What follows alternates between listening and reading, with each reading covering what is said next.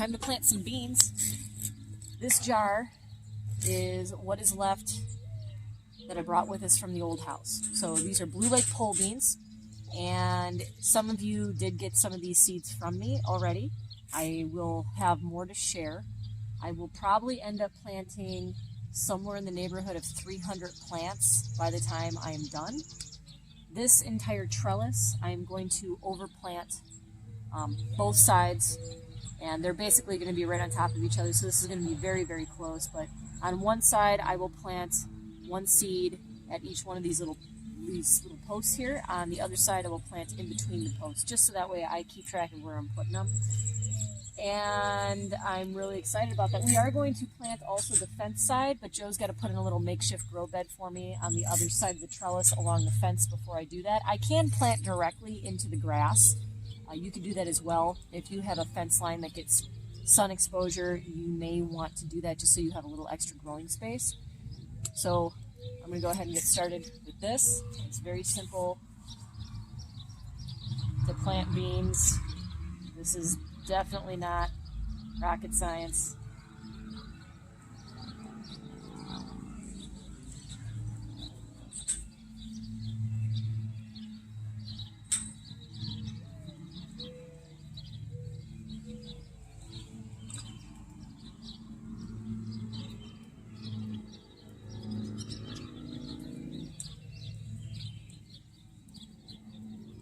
With beans, you do want to plant belly button down. I'll show you what I mean. See if this will focus or not. So, got your bean, right? Where's the camera? Okay, on one side of this thing, it's not going to focus. On one side of this, there's what looks like a little belly button. It's right there. Okay? You want to plant that down, because what's going to end up happening is that your sprout is going to come out from here. That's where your root is going to start, okay? And then it's going to push the bean up. And as the bean comes up, it'll break the surface, and then this will ultimately split open, and then you're going to get your first leaves that way. So always plant beans belly button down.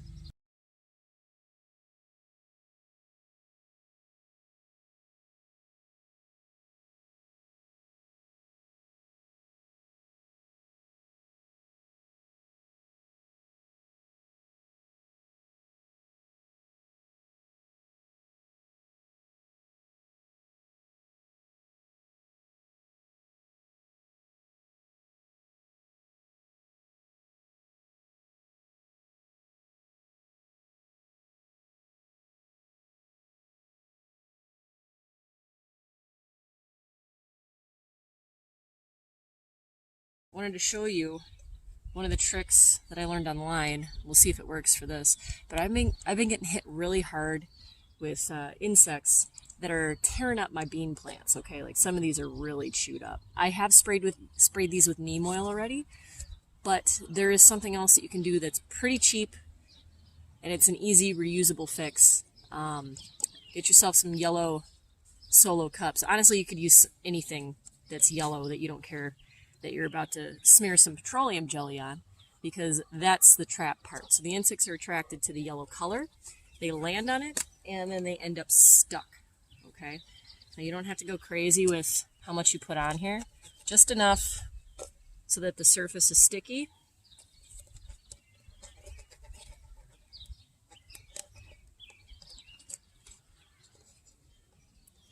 This is for like the flying insects, fungus gnats especially, because I have been finding a whole mess of fungus gnats on the underside of leaves. I don't know if they're responsible for eating some of this stuff.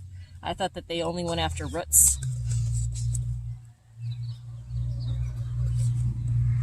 Alright, so I'm going to put one of these in every 4 foot by 4 foot square of bed space that I have.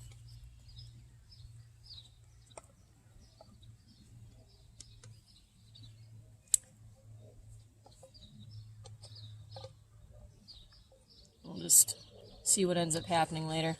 Obviously I've got Vaseline all over my hands, but I will more than likely put a stick underneath there so it can't wander off.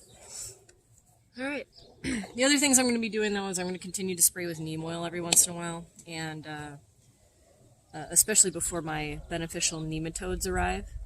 So the neem oil, you don't really want it getting down into the soil. You want to just spray it directly onto the leaves, specifically the undersides of your leaves. Like even here, there's a fungus gnat right here. What it's doing, I have no idea. This one is at least dead. So that's good news. Because I have sprayed these before. This one has a bunch on it. One that got chewed up. At least the ones that I'm seeing appear to be dead. Alright, well, we'll see if this works. If I get anything stuck to it, I'll get you guys updated. Have a good day.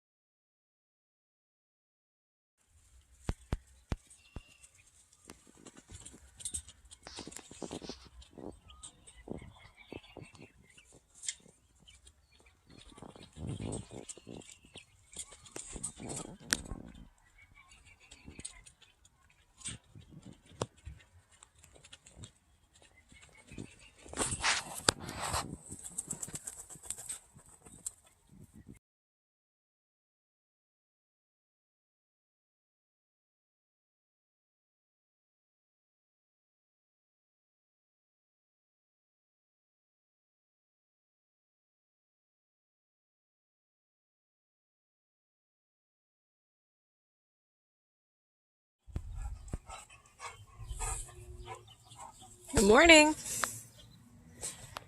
We are overdue for a garden update. Look at this tunnel.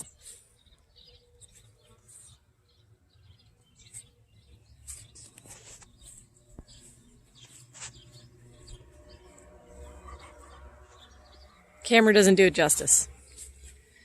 All right, so first stop are the hybrid spaghetti squash. And I've got a few in the house already.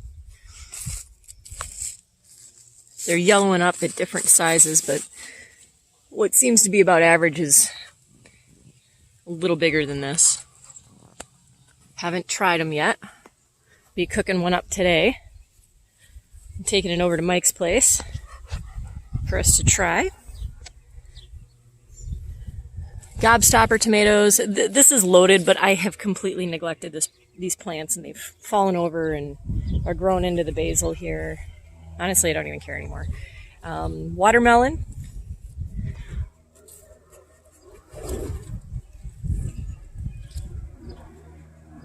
And I don't see any more coming in. Beans. From here until there, it's all pumpkin. We've got some good sized ones coming in.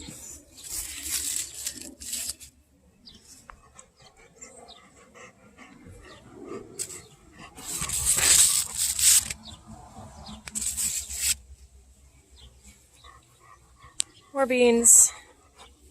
More beans. So on the trellis we've got tiger melons here, and I am getting more distinctly female versus male flowers, and I've been taking the male flowers and just basically jamming them into the female flowers, and hopefully we'll get some pollination that way. Yellow straight neck squash.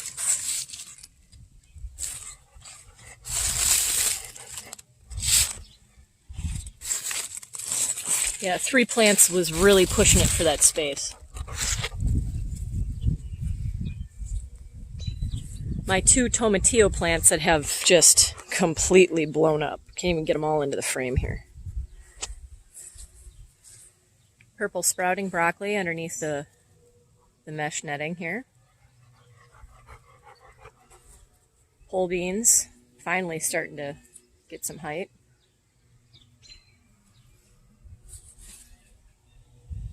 More bush beans over there. I just cleaned out the rutabagas this morning. These guys are ready to be, they're ready to be picked.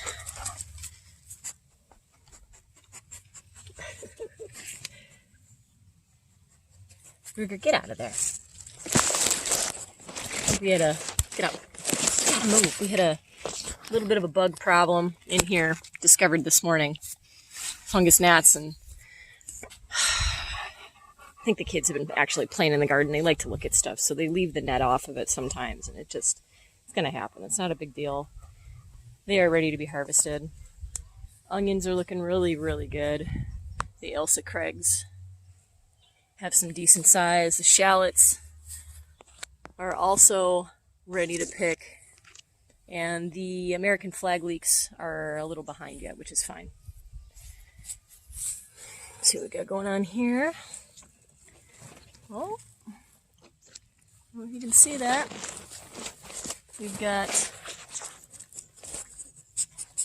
carrots starting to become visible, and these are the Paris markets. They're the fastest turnaround that I've found. Honestly, I've been happier with them so far than like the scarlet nantus.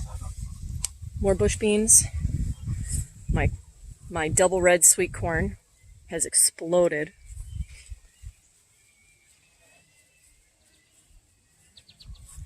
Some of these are just crazy. Like, look at this. Look how fluffy that thing is.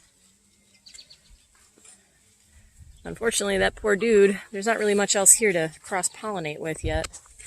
So that's like my most vigorous plant, and I don't really have anything else to help it out with right now.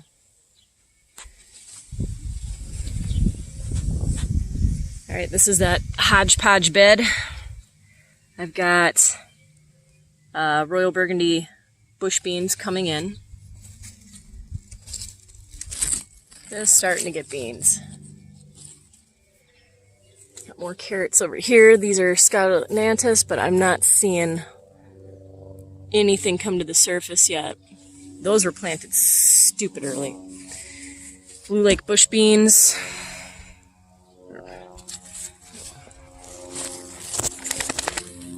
Beans coming in on some of them. Mostly it's just flowers right now. These are scarlet nantus. These were planted later, nothing surfacing yet. More bush beans, pole beans, and my tomato trees. Look at that. I gotta cut this thing back. It just feels like a crime to do so, but they're so overgrown. And trimming it back is going to let it focus on fruit development anyway. Like, this is obnoxious. I got to take off branches of this thing because it's starting to choke out my peppers. These are purple jalapeno peppers. Beautiful purple flowers, purple stalks, like a variegated stalk. And then these are, like, they're a deep, deep purple. I got to push the tomatoes back here, but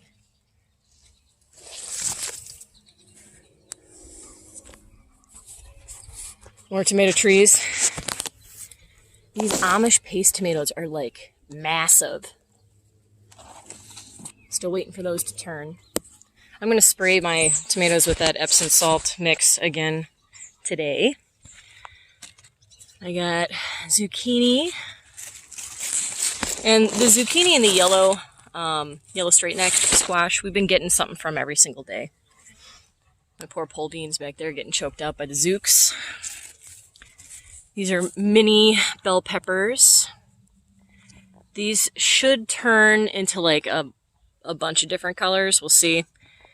Unless I got scammed and these are all Kentucky Wonder. What are they called? Not Kentucky Wonders, just California Wonders. That's what they're called. We'll see. More beans. And the Rutger tomatoes have been the most well-behaved. I don't have any color on them other than green and light yellow. Asparagus bed. Yeah, so it's just amazing. Definitely decided that next year we must put in a narrow bed along the outer fence, like I had talked about earlier in the year, just where the trellises are. Because I think that's actually going to be more responsible for us getting green beans than anything else.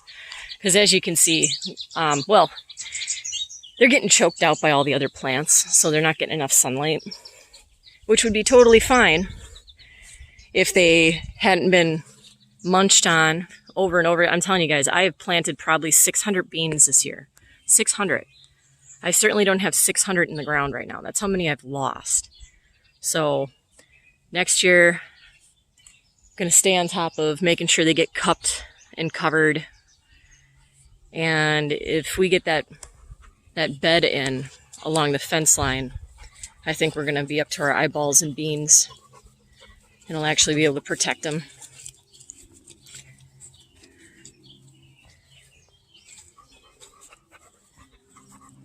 This space is just so awesome.